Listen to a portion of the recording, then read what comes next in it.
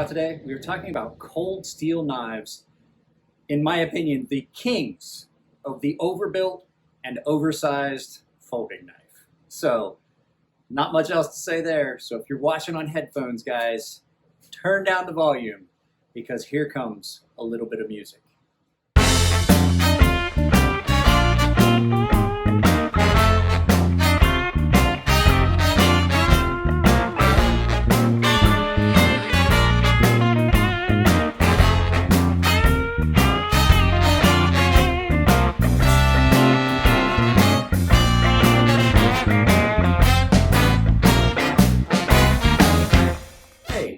Mike here. Just wanted to throw it out there so that future Mike always forgets. If you haven't checked out the merch store, there's a lot of stuff in there. I got sweatshirts, I got t-shirts, I got coffee cups. There's a link in the description. If you want to support the channel, all the sales go to the merch store and providing the stuff, but then I get a portion of the take of it. So like I said, merch store, sweatshirts, t-shirts, coffee cups, they're all really nice. Now, back to future Mike so he can tell you about a knife. Guys, before we go any further, this is Ashens. If you don't know Ashens and the Big Brown Couch, then you definitely have missed some stuff on the internet. So there'll be a link down below. Ashens is a fun channel. He does all kinds of stuff. He eats expired food. It's always been interesting to me. So what are we talking about? We are talking about cold steel knives and their massive, overbuilt, oversized, beastly knives that they've made for years. You couldn't go to a knife shop and not see cold steel knives when I was a kid. If you were close enough to a brick and mortar place, gun stores always had them. Everybody always had them, and there were always the videos. There's all kinds of videos that they would play and show where they were punching them through car hoods, and they just, they really showed the robustness of their knives and the capability of their knives. Now, I do know that a lot of people think I don't like cold steel knives. Complete, utter fallacy. I love cold steel knives. I was just kind of upset for a few years. Their quality seemed to drop off. So without anything further to say, we're going to take a look at some of these cold steel knives. I'm going to show you why I think they're the kings of the overbuilt knife, in my opinion, and oversized as well. All right, guys, I have grabbed out 3 of my cold steel knives. I only have these 3 out. The rest of them are boxed up, but the rest of them are not as dimensionally impressive as these ones. And the thing to consider also is these are not large cold steel knives. These are just your regular size. This is your 4-inch Voyager. This is your cold steel Spartan. And this is the small Tylite. These are not small knives. The Tylite, being the smallest one, is 9 inches. So when I say that they were the kings of the oversized, overbuilt folding knife, I'm not joking. Now, the flip side of that is all of these knives carry really easily.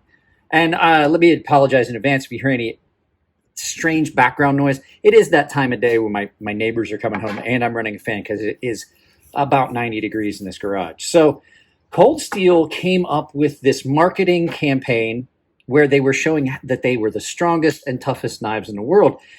And they did videos.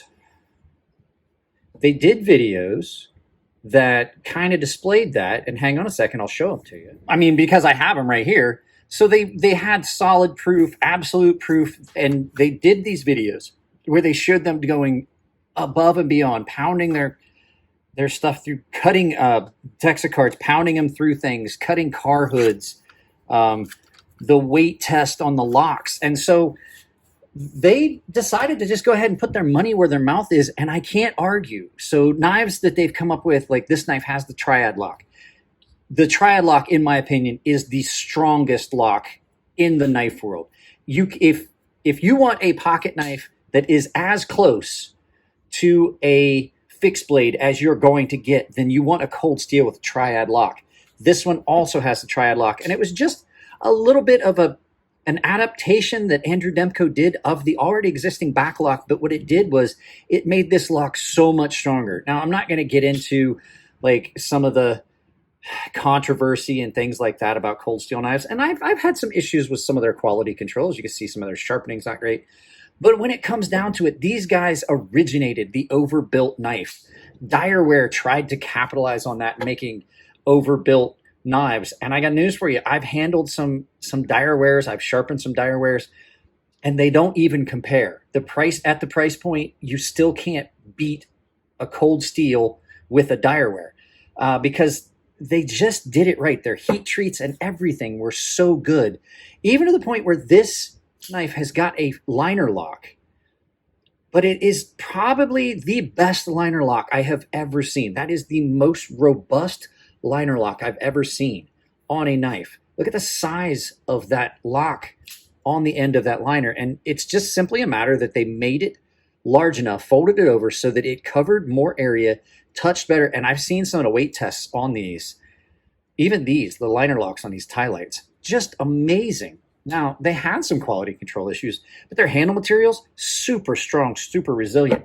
And when I talk about size of knife, this is the Spartan, and this knife is well over 9 inches. It goes off the mat, it's out of frame. It is it's bigger than the mat we're on.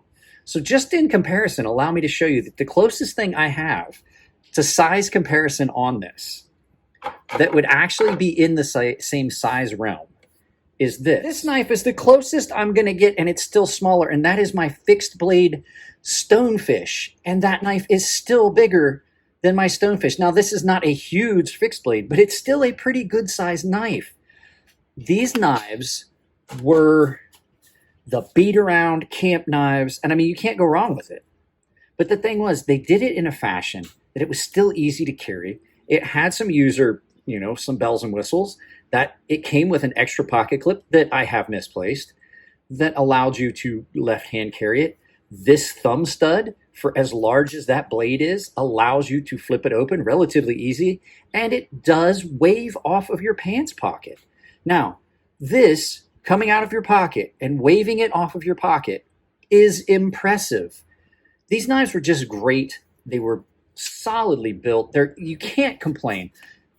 Unless you have to deal with the fact that sharpening was always pretty bad on a lot of these knives. That would be my primary concern. I only ever had a couple that were completely misground. I have a couple of fixed blade cold steels. I've never had an issue with cold steel other than some small little issues. So let's go ahead real quick and we'll do a size comparison because this is funny. This is the Sebenza 21 next to the Spartan. So let's go ahead and line that up. As you can see, the Sebenza 21 is just a little bit longer than the handle of the Spartan. So there's a good size comparison for you. Even the smaller folder here is significantly larger than the Sebenza. It makes the Sebenza look like a mini Sebenza. It really does. It makes this look like a mini 21. And they were always fun. All these knives were always fun, but the fact is, you could rely on these knives. That is one of the things that I would have to say about cold steel. The reliability of a cold steel knife cannot be questioned.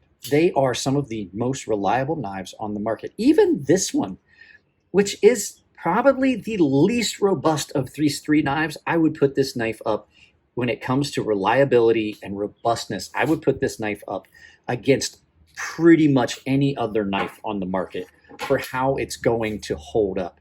They used quality materials. Their heat treats were great. They didn't, this is AUS 8 steel. So this is AUS 8A, but their heat treat on it was really good. They did their steels well. They did their stuff well, and they treated their customers well. Now, I don't know if you guys remember, I did a video a few years back that was called Cold Steel Knives. Remember when they used to make quality knives? Pepperidge Farms remembers. I do know that they didn't stop making quality knives. What I would like to say is that their quality definitely dropped off when they stopped making stuff in the United States. I love cold steel. I like talking with Lynn Thompson when I get to see him at knife shows. He's a very interesting guy. You can't say that is not an interesting, unique character to talk to, Lynn Thompson. Just wanted to go back and revisit this because I had all three of these knives and I'm like, you know what? I mean, look at that.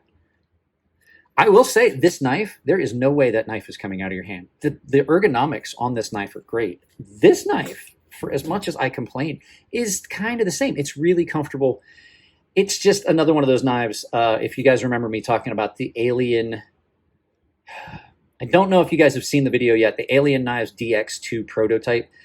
It's just not in line with my hand the way I would like it to be for cutting. But I mean, if you're going to try and say anything bad about it, that is one of the few things. It needs a little bit larger sharpening choil, and the edge grind is not great on this. But the fact is, it's sharpened up, it's held up. I've done things with this knife that I wouldn't do with other knives. I'm going to tell you that right now, and as you can see, it's been carried a lot. I cut a bunch of tubing that I was like, well, I had to cut some tubing, and I was not sure if it was steel reinforced, and I was like, well, you know what? If there's any knife that's going to do it, let me grab that cold steel that's on my workbench. So this sits around and it cuts cardboard and all kinds of stuff. So my love affair with cold steel knives has not diminished at all. So guys, that's about it. Let's go ahead and turn this around and do some final thoughts. So like I said, guys, cold steel knives, they made their reputation on, like I said in the video, on the Overbuilt toughest knives out there. And like a lot of people made fun of Lynn Thompson because he did the videos, like I said. But you know, if you're gonna say that your knives are the strongest knives in the world, and you're willing to go out there and show it, I think they really kind of proved their point. So between locking mechanisms and all that. But like I said, I talked about that in the video. So really not much else to say except, Lynn, I hope that things are going well with the company. I hope that the new business decision was the right one for the company, because I really would hate to see cold steel kind of disappear and not provide what they've provided in the past. So guys, if you like the videos, give them a thumbs up. If you don't, give them a thumbs down, but please try to tell me why.